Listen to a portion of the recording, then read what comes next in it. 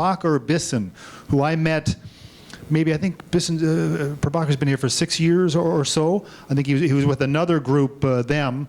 You'll see him as a very pleasant, decent fellow and personable guy.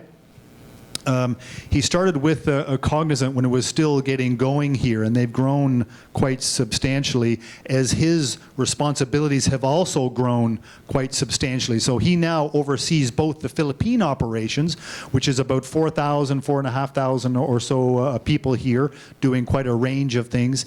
He also looks after the global insurance business of Cognizant, which is between mainly the US and India, he describes, about 4,000 people there, and then another 1,000 just on the insurance side in Philippines. So he travels a lot, so we're glad that he was able to speak for us here.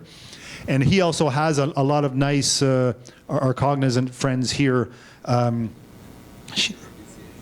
Yes, sorry, I can't quite hear it, but this fella here runs their BPO operations here. Cognizant, or sorry, Keith Jones runs the another area within it. Arden, oh, I'm getting mixed up, am I? Okay, well, we'll introduce more, but please welcome Prabhakar Bisen to the stage, Global Head of Insurance BPS and Country Head of Philippines for Cognizant.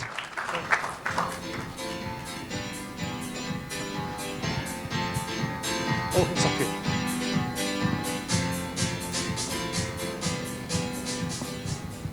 Good morning. Still figuring out whether should I say good evening or good morning, given that if you're truly BPO guys, we should be sleeping at this point in time. And thank you, Richard and Rebecca, for organizing this forum, for bringing the old boys together once again, and talking about the industry. When I asked Richard, is there any specific topic we need to talk about, and he said, talk about whatever you're passionate about. And at this hour of the day, I'll be more passionate about benefits of breakfast in bed, but I'll rather focus on BPO, given that we all have paid money to come here and talk about it. So before I move on to talking about some stuff on BPO, I thought I'll start with insurance industry, given that I've been working with that for past 7 or 8 years. And I'll start my narration today with a video. Can we play the video, please?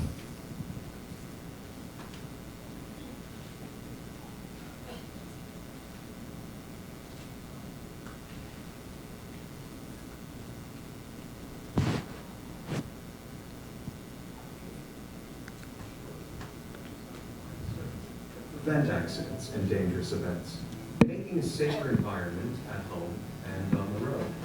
Increase safety by preventing claims from happening in the first place.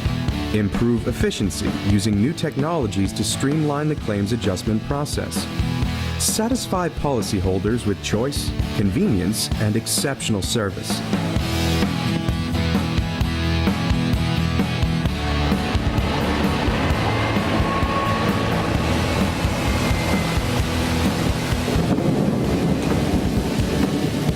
Smart Coinsurance uses data pulled from the cloud and distributed to and from the vehicle and mobile devices in order to predict events and send alerts.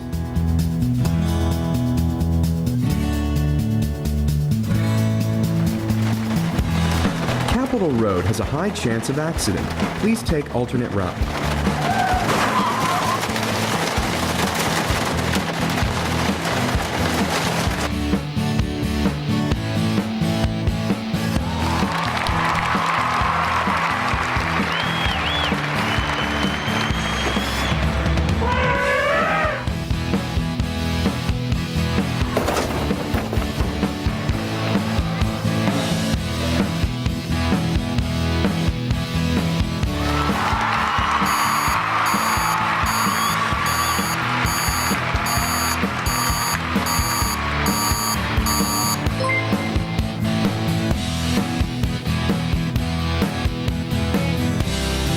Hello, this is Smart Coinsurance. We have received a notice of claim from your vehicle, and we have notified roadside assistance with your location. We have your parts in stock at your chosen dealership. A rental car is on the way and should arrive in 5 minutes. We have also notified the circus, and they have claimed responsibility.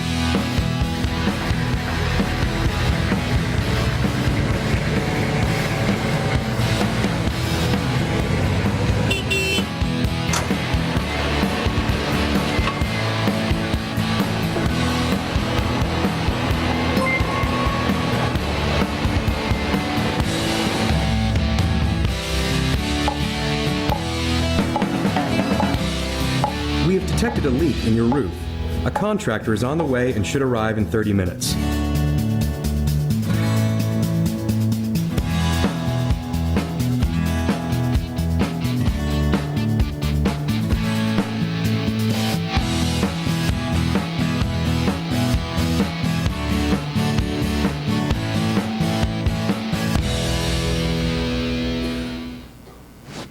Thank you. Can we go back to the presentation? Was it interesting? Yes. So what do we make out from this? Is this a piece of fiction from Star Wars? How many of you feel that this is happening today in some form or manner? Is this for real? Very few hands went up. Probably this morning effect is still playing. How many of you feel this is going to happen in the next 5 years' time or so? If you feel passionate about it, please raise hands. I'll also make sure that we figure out your names and hire you as well to help us in this journey. But more than that, I think what is important is that there is a very real stuff which is happening in the market, albeit a different scale across the industry. And this big change is coming, and it's for real. Now the question is, what does it do to the BPO industry? It looks like a fancy movie made in an animation studio, not exactly made on the road and the circus and so on and so forth. But a lot of stuff is happening, and it is going to do a lot of impact on our business as we do our stuff in BPO industry. If you have this kind of automated claims management system, what happens to all those millions and zillions of calls we take as first notification of loss? Half of the industry in insurance is running on first notification of loss intake, isn't it? What happens to the folks who are doing subrogation? What happens to the folks who are doing claim adjustment? And a lot of these things will get automated, will be done by robots and so on and so forth. So there's going to be a definite impact on the industry. Now let's take a step back and then walk into the real world and see what are the changes happening around us, around the three big pillars of our industry. One is the consumers who are actually buying services from our clients, the clients themselves, and finally us who are the providers in the market. So in consumers, I think we've spoken enough about how the industry is changing, how the consumers are changing. We've talked about the Gen X, the Millennials and all that. I think we are absolutely sure, and almost 1/3 of our consumer population is the Millennials, and which is changing the way we do business today, isn't it? They are confident, they are connected, and they're open to change, and they are changing the way we play the game as well. They're technology savvy, and I'll talk about that in a minute. They're always on. In fact, there was a survey done by one of the mobile companies in US, and it checks as to how many people today sleep with their mobile phone. It didn't say wife or partner or whatever.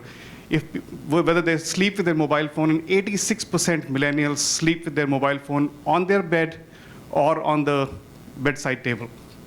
And that's a staggering number. So that shows that they're always on. Leave aside the fact that they are connected. They are information seekers. They don't want information to be pushed to them. They will come to you when they want the information. They will reach to the right source of information if they need information. We don't have to really educate them to do it the way we were told 20 years back. And they don't mind faceless service. A lot of us, in fact, if you're in the insurance industry, and I run a program in which we talk to people who have been on long-term disability for a long period of time, we see a very unique phenomena there. We talk to people who've been in long-term disability for, let's say, 5-10 years, and they've been getting claims from the insurance company through the workers' comp or group benefit. And these folks are someone who's not spoken to a human voice for months together. So when they reach out to us through the contact center, or we reach out to them to figure out whether they've done their annual medical examination or not, these folks would like to cling onto the phone as long as possible. Because probably for them, this is the only conversation they will have in a month's time with someone who's live. But contrary to that, the millennials are not like that. They don't mind going to a portal where they can do self-service, and they hate talking to a live human being. So there's a very different phenomenon altogether. So we are kind of split between this dichotomy of, do you want to run a contact center where you're only showing empathy, or you want to run a contact center where you're actually doing a lot of self-service and probably 1 or 2 calls fall through. So that's the kind of phenomena we're dealing with right now. One of the surveys said that almost 61% of them use tablets, 52% of them use smartphones. They make their decision based on not what they see, but what they hear about the products. And a lot of that is changing the way the clients are selling their services to them as well. And interestingly, when we talk to 100 insurance CEOs as to how do they feel their customer contact would happen in the next 4 to 5 years' time, 52% of them said that they'll be using self-service portals. Now, around 2-3 years back, this number used to be 10%. In fact, some of the best companies in the industry, Geico, if you've been to US, you would have seen this big lizard logo called Geico.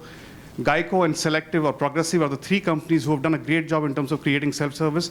Otherwise, everybody is struggling to have a less than 10% self-service penetration in insurance industry.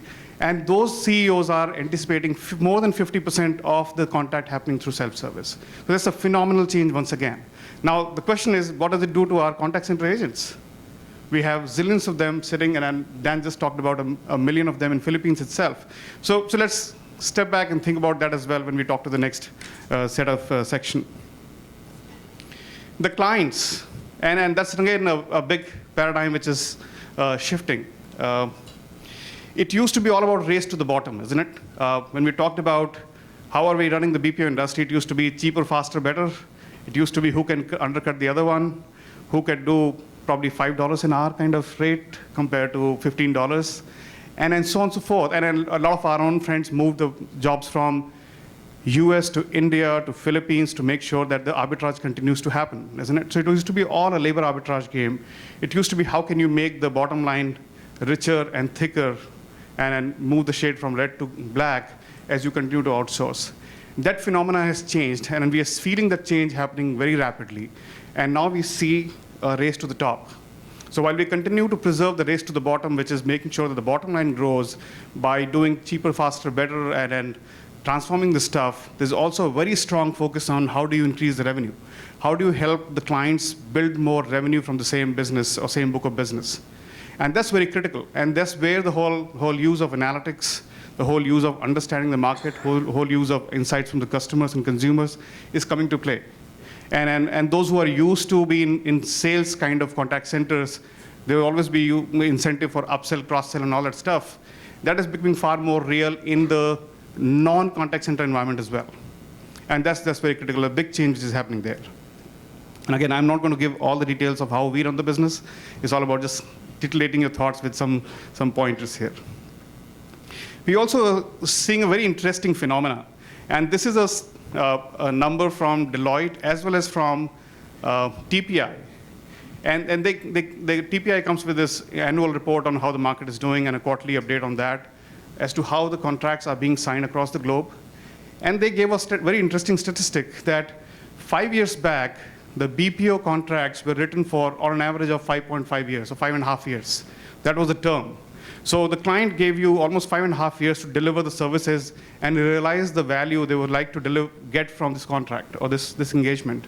Today, that number stands at 4.4 years. There's been a 20% reduction in the term of the contracts, and those who are signing contracts today, you know, most of the clients are not even talking about 3. We are seeing the recent phenomena is that 3 years contract renewable by 1+1, isn't it? That's what we are seeing in the market today. So the contract terms are reducing. Now, what does it do to our business? When you reduce the contract terms, and especially those who are the new adopter of outsourcing, they've been advised to get as much value out of this contract, and therefore, your runway to give that benefit to the client reduces significantly. And we are also seeing that, therefore, most of the clients are looking for higher speed to superior value. We always talk about speed to value, but I think this has changed to higher speed to superior value, is that we need to deliver a lot of impact upfront. We've been in the contract discussions where clients want to have 20, 30, 40, 50% productivity improvement in 12 to 14 months time, 12 to 18 months time. They are looking for changing the way the business is being done today. The lift and shift is completely gone. It's basically improve and shift, and a lot of other stuff as well, and re-engineering, automate and shift, and so on and so forth. So it's the whole paradigm is completely changing, and it's putting more pressure on us to completely reinvent the way we are doing business today. So labor arbitrage is absolutely passé. Those days of 30, 40, 50% labor arbitrage is not taken as something which is the only unique selling proposition for our industry. Commitment to deliver significant upfront value in contracts is there. The clients expect them to move from a 30, 40% saving to almost 70% saving right from year one itself. And we're also seeing that the deals are moving from being transactional deal for one particular service to being managed services deals or managed business model in which the vendors or providers are expected to take the complete control of a value chain instead of taking control of one element of the value chain. And therefore, your ability to deliver the impact is far higher, but at the same time, you're taking a lot of risk as well. As per TPI, once again, almost 40% of the deals signed in 2014 were bundle deals. So it is not about that you're only signing a contact center deal, you're actually signing a contact center stroke, FAO stroke, industry domain-specific transactional work as well. And that's kind of putting another pressure on the providers is that unless you are multi-skilled and multi-service lines kind of vendor, you will not be able to compete in a lot of these deals as well. And 40% is a staggering number, by the way. It's not a small number at all. And then the last but not the least is the focus on outcome, not on the output. I think a lot of us have run businesses so far, including myself, measuring ourselves by output. Have we done 95% accuracy, 90% throughput within one day, and so much of productivity? And if my CSAT score is 90%, I think we are good. Those days are gone. That's become table stake, that's become hygiene. I think we need to look beyond that. And today clients are looking for, if I used to collect, or if my claims adjudication percentage was, let's say, 80%, can you move that to 82% or 85% or 89%? And there's a bonus attached to moving that number from 80 to 90, and you get a significant uplift in your revenue as a provider, but that's what is happening in the market today. And we're being challenged by our clients to make that happen sooner than later. That's another big change which we see. And more than that, as we saw in the video, the whole term around analytics and automation is becoming far more real.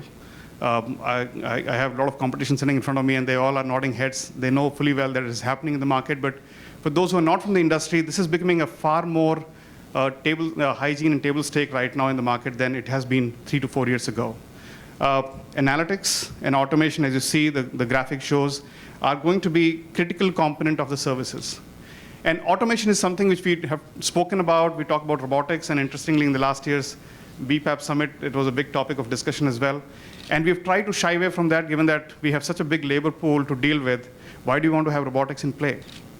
And my submission is that we do need to have that because the way the industry is growing and the kind of demand is coming up, with only 550,000 graduates coming out of the universities, we won't be able to meet the demand. So we need to do automation at the bottom of the pyramid and keep moving the talent up the value chain as much as practically possible again, to make sure that they are doing the high value-added work. We can't afford to be just happy with what you call a smart graduate who can speak English and good at customer service. I think that's not the specification we want to go with in the market. We need to have one more adjective to that, saying that he knows one particular domain or particular service before we bring the person to the floor.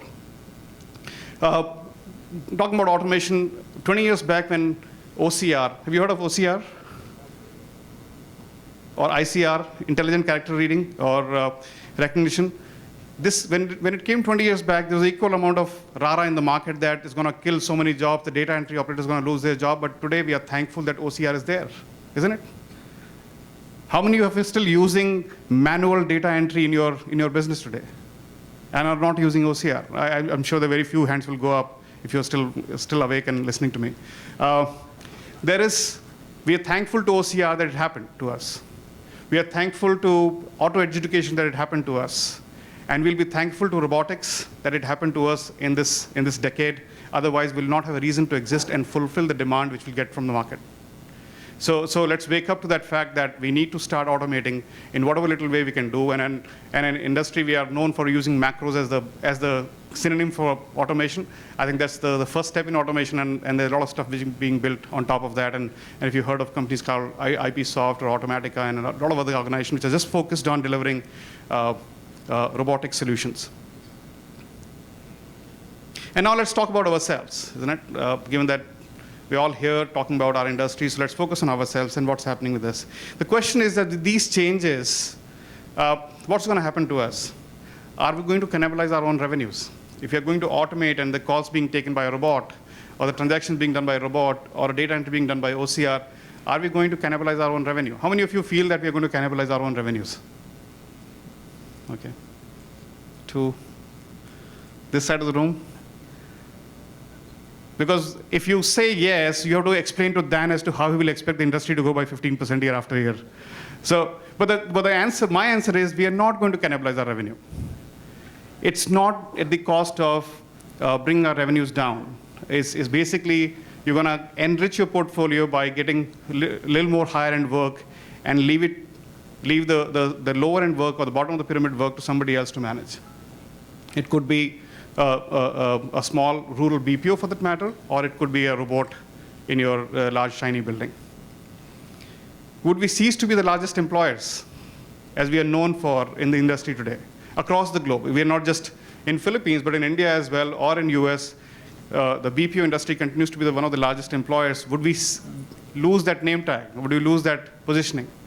I think we will not. Again, and we'll talk about that in detail as well, and happy to have questions if you have later on.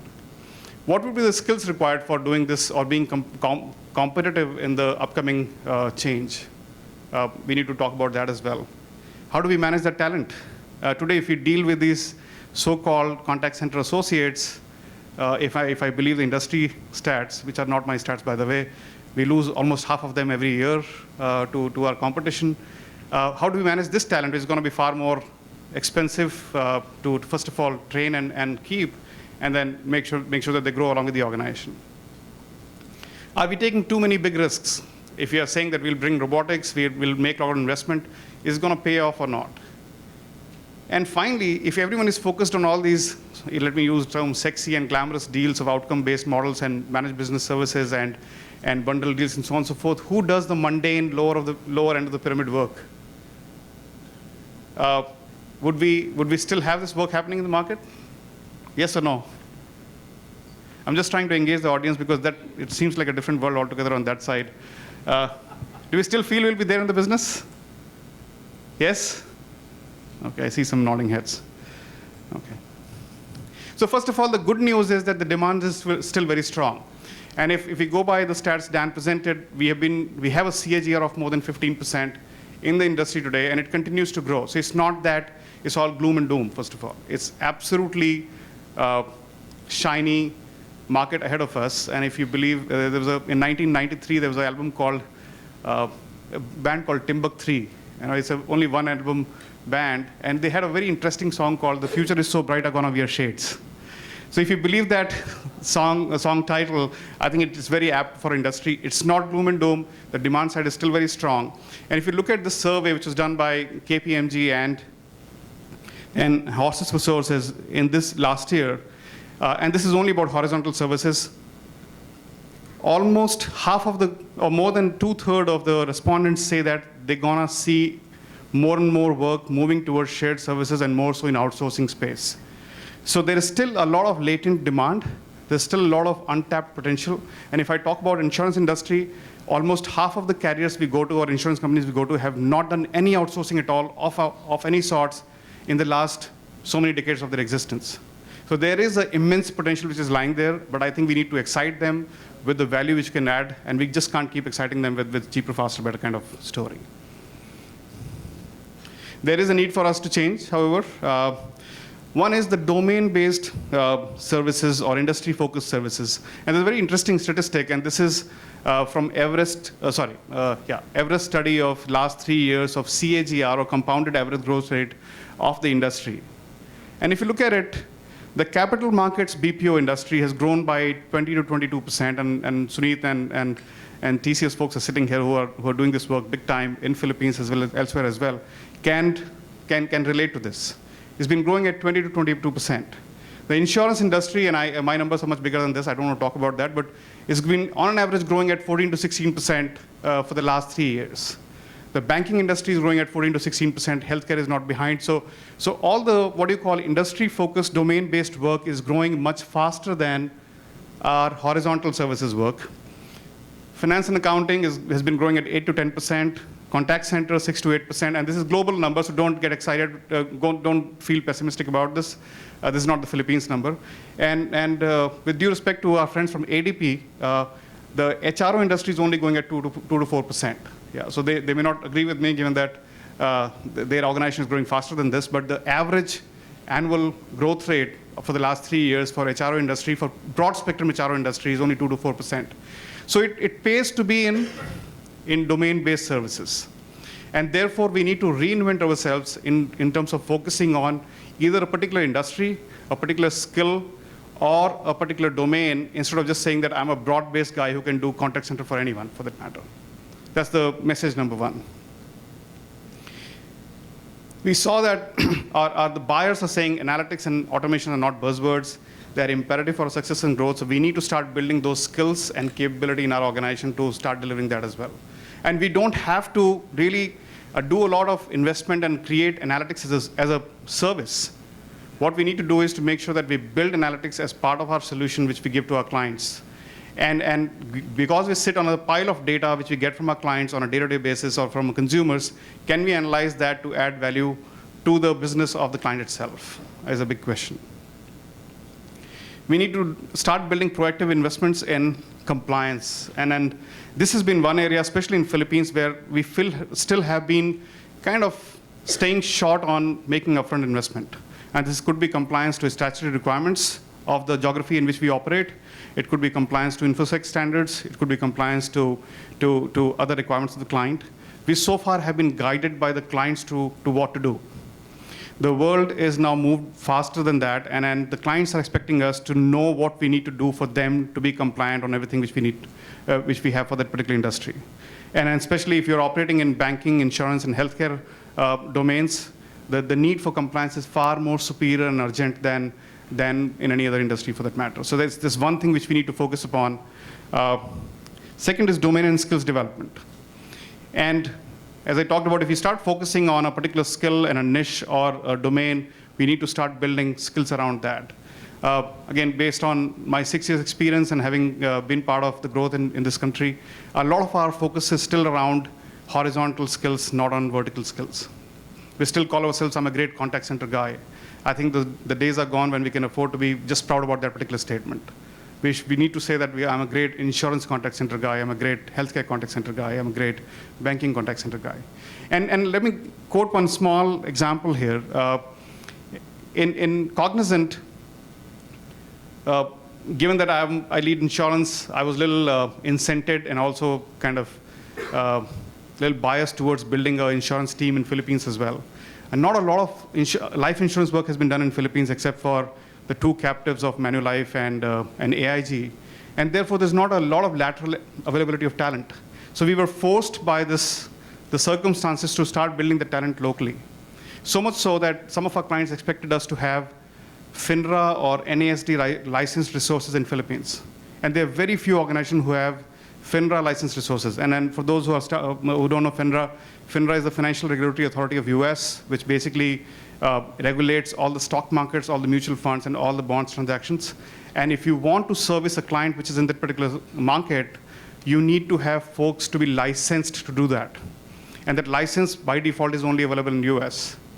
So one of us, and some of us, have brought that license to Philippines as well. And we keep talking about, can we move away from just being contact center agents to something more specific? And let me tell you, your own friends and our own colleagues and our associates have been topping the Finra test globally from Philippines. The US average pass rate is around 85%. Cognizant average pass rate is 95%. The best scores, I won't give you the numbers as to how many people do we have, and especially those from E-Trade, JP Morgan Chase, and HSBC, not to hire from us. But our top scorers are scoring 98% marks, whereas in my own US operations, where people take the same test, they struggle to get 95%. So we have the talent in this industry. We have the talent in this country. We just need to poke them at the right place to come up the curve and start delivering that. Dan talked about nurses. And incidentally, we have close to 600 nurses, US-registered nurses working in our organization. And they are doing far better than the nurses do in the United States, not just in the care and bedside support, but also in the back offices. So we have the talent. It's a question of, do we want to take the leap of faith and start investing in them and bring them to the needs of the industry, or just want to be staying happy with saying that I run a great contact center, I run a great back office. So that's the question which we need to have. And then start building end-to-end capabilities. Just going back to the stats that 40% of the deals were bundled deals, and if you only focused on contact center, or if you're only focused on back office, we'll lose in that race, and the 40% deals will not come to you. So we have to start building the capability which is more end-to-end, or choose the areas in which you to operate and create that niche capability for yourself. And finally, shore no more, isn't it? So we talked about offshoring, nearshoring, onshoring, and all that. I think the whole phenomenon of shore is irrelevant today. A lot of our clients are saying that I do not want you to go take my work to India or to Philippines or to Brazil or to Costa Rica or to China. I want you to operate from the building next to mine and still give me that kind of advantage I'm looking for. And we've been saying yes to it. Are we being stupid in saying that yes? We all love our bonuses, isn't it? So we won't say no, yes to just because we need to have revenue. There has to be a meaningful way to deliver that from any shore the client wants to operate from. And it is a question of where we can provide the right meaningful solution with the right talent, with the right cost structure to the client so that he continues to get the value he needs or the client needs to have from it. I will rather like to do it on a what you call mixed shore kind of model, which is you have some stuff onshore, some stuff offshore, some stuff in countries more like near shore as well. So the whole phenomenon of shore is disappearing, and we can have an interesting discussion on that during lunch if you want to talk about. So this evolution continues, and if I summarize that in 4 phases, in 1990s when this whole industry started, it was BPO 1.0, which is basically lift and shift era. The automation was that we have a revolving seat. That was the only automation. But we moved away from that. We got into the labor arbitrage era, which is the whole BPO 2.0, where we talked about macros and BPMS as the only way of automation, and we did a lot of headcount costing, working on client systems, a lot of middle and back office work, and the focus moved away from banking being the only industry which outsourced to now a lot of other industries also coming into play. BPO 3.0 is where we are living right now, is all about transactional era, and we have moved away from macros to now doing real process automation. We're talking about business intelligence and analytics coming into play, and domain specialization. And as we move forward, in not very near distant future, could be by end of this decade as well, we'll be moving into business outcomes era. Today, it's a fledgling phenomenon. It's happening in few industries and few companies, but I think very soon the clients will start expecting that as a table stake from all of us who operate in this industry. It's time for change. So take a deep breath, be prepared for a tomorrow, which is going to be far more interesting and challenging. And with that, thank you very much for your time. Thank you.